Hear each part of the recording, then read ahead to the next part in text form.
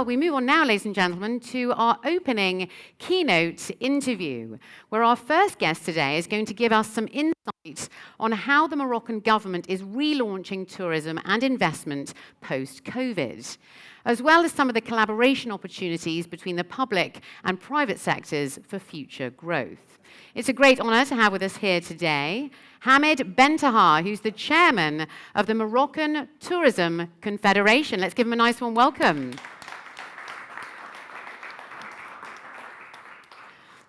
There's a microphone for you as well. There we go. Fantastic to have you here with us today. Thank you so much. Thanks, Laura. Thank you very much for taking the time out. Well, I thought we'd start our conversation with the pandemic. How have you fared over the sort of past year and a half? Why don't you set the sort of current landscape for us over in Morocco? If you allow me, Laura, I would like, first of all, to start by saying how happy am I to see face in face lots of good friends in these rooms. First of all, I would like to thank you all for being here with us, for accepting the invitation. Those are professional operators, investors, and friends, because some of them are friends today. We start in this industry as investors, then we become partners, and we end up being friends. And to all the friends who are here today, I would like to thank them for accepting the invitation and coming to share their passion for Morocco and their passion for our industry. This is my first message. Concerning the situation in Morocco, as you all know, it's a secret to nobody that it has been a tough time in Morocco, but we worked with the government hand in hand, because the Morocco Tourism Confederation represents all the different associations in the private sector in Morocco. So hospitality, restaurant, travel agent, transportation, all the ecosystem. And we've been working hand in hand with the government to develop a program to overcome this crisis. A program on we called it the 3 R's, resilience. We work on resilience, how to protect jobs, to protect health and safety for everybody, to protect the companies, the cash flow in this complicated program. And we work also on resilience and reinvention of reinventing our industry. Those was the main subject we've been working during this period. My second message is that in Morocco we have a long history of public and private collaboration. Thanks to the vision of the King Mohammed VI, tourism sector was the first sector in Morocco to have a strategic long-term vision. That was the vision in 2010. Then we had a vision for 2020. So this collaboration, this partnership between public and public is a real long-term strategy. And today, I would like, on behalf of all the professionals and the investors from the private sector in Morocco, to invite the partners present with us to be part of the Tourism Confederation, and invite them to be all members of the advisory board for the Moroccan National Federation. This is an official invitation coming from all the investors and partners to be part of this confederation, because we have to build together the future of tourism. Morocco is today the #1 destination in Africa. It is 13th in the world. Our ambition is to go further. Our objective is to be in the top 20 destination in the coming years. And we're gonna work that all together to make it happen. Good stuff. What an amazing invitation. I hope you're all gonna take him up on that. So I'm gonna dive straight in. Why is Morocco an exciting place for investors right now? So in my opinion, the strength of Morocco is that it has been blessed. It has been blessed with a great diversity in terms of nature. It has been blessed with a great diversity, from sandy beaches to terracotta desert to spectacular mountains, including high, let's say, mountains, and the Toubkal, which is the highest mountain in North Africa, and all the Atlas mountain. So it's, first of all, blessed with natural potential, blessed with the location, exceptional location. We are 15 kilometers from Europe, so we are part of, at the same time, from the Mediterranean market, which is the biggest tourist market in the world. As Hamid said, less than 3 hours from the main capital, European capital. This is very important. We are also the gate to Africa. We know with our 21 airport today in Morocco and Casablanca being the hub and the gate from Europe to Africa. This is an important one too. There's stability. This is important for investors. In our industry, we all talk about location, location, location. So we're located next to the main market in the world, in the main destination in the world, and at the same time you have this stability, which is very important. Connectivity is also another element that is extremely important, and the diversity in terms of offers from business and city destinations, let's say, to leisure destination, and plenty of them, and a huge potential for growth in the future. We are only in the beginning. As I told you, we are in top 30 destination in the world. Our objective is to go to the top 20, and with the help of all the experts with us today, I'm sure we'll achieve it. It's a very exciting place to be right now. So tell us a little bit more about the importance of collaboration opportunities between the public and private sector then. Why is that the sort of way forward, do you think?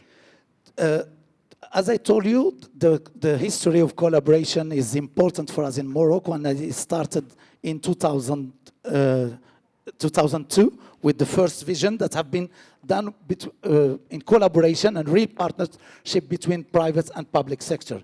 And it never stopped then. This collaboration, it never stopped. All the investors, all the partners, all the operators are invited to be part of this Moroccan Confederation, which is the official and the credible partner for the government and for the whole ecosystem.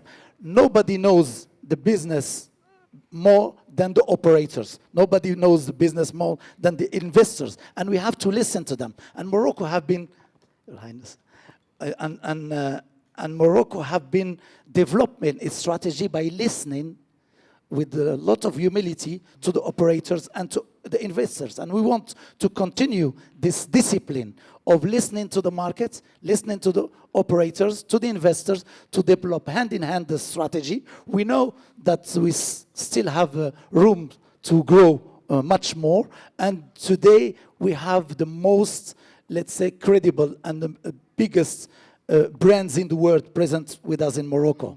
We have the investment. You know that the tourism sector in Morocco have been developed in collaboration between public and private, but the investments, it's 80% done by the private sector. The investment in Morocco have been done 80% by the private sector, and I would say at least 20% of it is coming from this region. And we need to continue to listen and to grow together hand in hand. So let's talk a little bit now about the post-COVID traveller, because quite a few trends have actually emerged since the pandemic, haven't they? Like the revenge traveller, and also, you know, the sustainable traveller, and you know, staycations are very much, you know, they're popularised now as well. So have you had to sort of reposition yourself at all under this current climate as well? As I told you from the beginning of the crisis, we had a lot of time to rethink and reimagine new solutions and how we're going to face this and turn this crisis into opportunities. So as I told, we've been working on resilience, relaunch, rebound, and reinvention of our industry. We know today that the need of travel have never been so high, and we can see it all around the world. Whenever a country opens its border, everybody would go very fast to the airport trying to jump on planes and to see something else. And today, as you said, the revenge travel becomes extremely important, because we all learn from this crisis that it's not that important to own goods, but to live experiences is much more important. And that's where the travel industry become an important answer to those new expectations and new needs. It's important that you talk about the staycation, the local market. In Morocco, this is important for investors. 30%, even 35% of the total business in the hospitality industry is coming from the local markets. So we had a strategy of developing that. It used to be 8% in the early 2000s. Today it's 35% of the industry. It's important in crisis time when you have a local resilient markets. It's even something like 45% of the revenues in Morocco. So this is important, and we want to continue to develop this local market, which is extremely important for our investors and for our business. We want to grow it to 50%. So advisory board, all your ideas are welcome to continue to grow that segment. That will help us to be more resilient. Now, of course, Marrakesh, I'm presuming, continues to be the top location. But tell us a little bit more about some of these more emerging areas that are sort of gaining expansion and more interest. And what sort of expectations do you have for those different areas? So first, in Marrakesh, I would say that we need to attract more investors within animation, culture, all what concern, let's say, activities around in terms of bringing new segments to Marrakesh. But then we have what we call the Golden Triangle in Morocco. The main triangle is Marrakesh, Agadir, Essaouira. This triangle, there's plenty of opportunities. Within the coast, Agadir, which is with the new Taghazout Bay, and I know that some of the investors and operators in Taghazout, the biggest in the world, are here with us today, and they are part of this new adventure, this new journey within Taghazout Bay. I think that we have a lot of possibilities within, let's say, the resorts and beach destination in Taghazout, in Essaouira.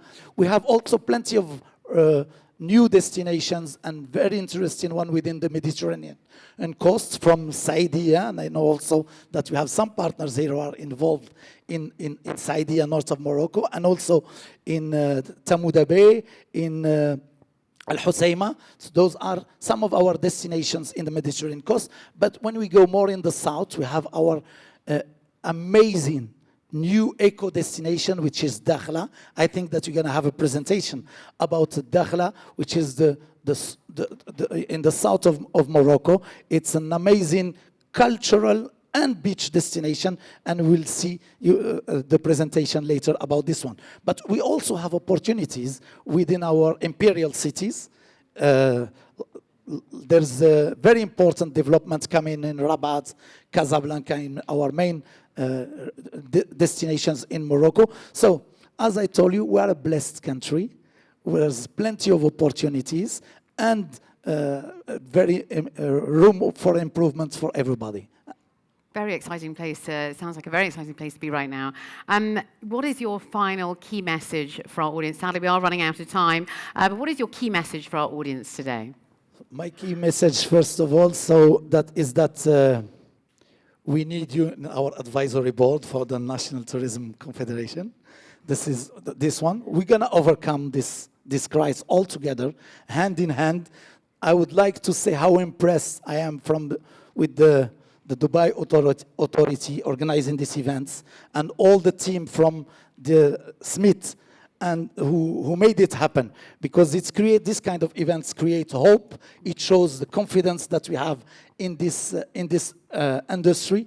Travel industry is back. Opportunities in Morocco are now, and we are waiting to see you in Morocco very soon.